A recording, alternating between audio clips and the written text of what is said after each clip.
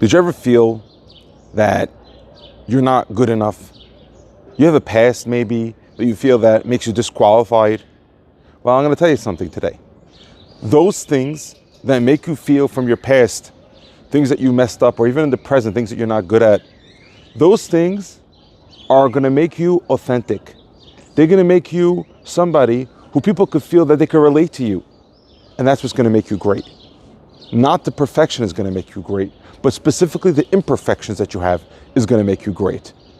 You know, we see in this week's parasha where Moshe Rabbeinu tells Aharon, I want you to bring the korban that's going to be the kapara, for the atonement for the Jews, that they brought the golden calf, that they created the golden calf, that they served the golden calf.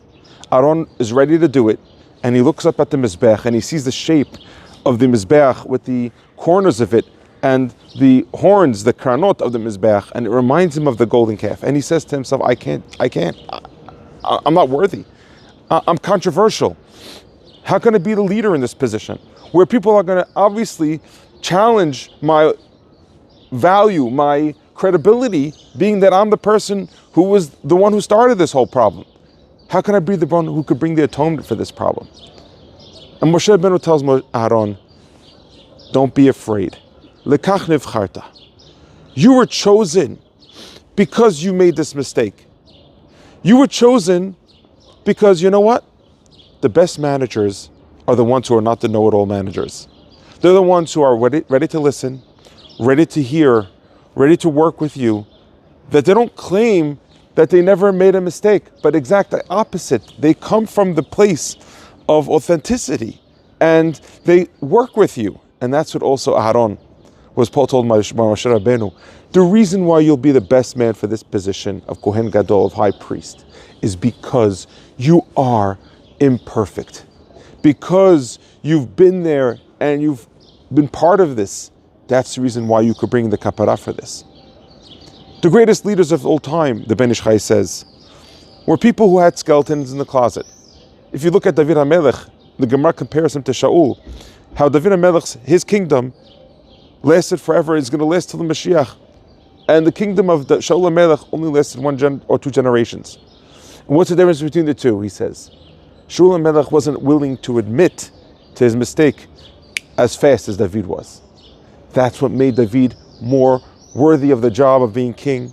That's what showed that David had the gene in his body, like Yehuda had, that he was willing to admit, and that's what made him worthy of royalty. While Shaul, who was the perfect person, who never did more than one sin, he wasn't worthy for the job.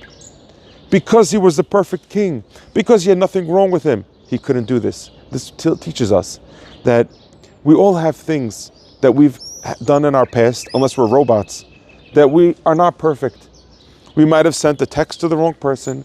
We might have spilled something at a respectable event. We might have had a bad speech. We might have said something inappropriate. We might have hurt somebody unintentionally. Doesn't mean that you can't be great. That's the exact opposite.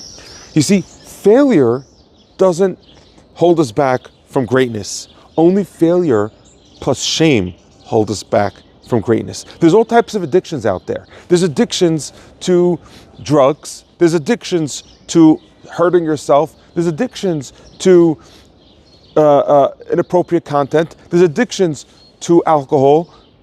There's also addictions to things that many people can relate to, such as addictions to scrolling, addictions to overeating, addictions to procrastination. You're not going to become the great person you could become until you're going to own that and say, this is part of my story of success, part of my authenticity, of how I overcame my struggles. Just because I have an addiction to scrolling doesn't mean that I can't start going to sleep on time, getting up at 5 a.m. and starting a day like a warrior.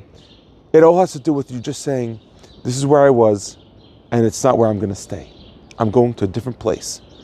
You have that choice to look at the past things that you have and say, this is what I'm proud of because it's part of my story of becoming a legend. If you don't take that shame and you don't say, this is what I'm proud of, then we're probably going to get stuck in a place of fear of failure.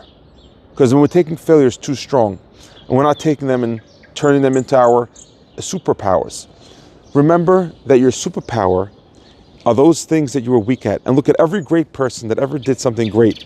It's usually because he realized his mistakes and he didn't stop. He took those mistakes, made him turbo powered for moving forward and becoming the greatest person he could become.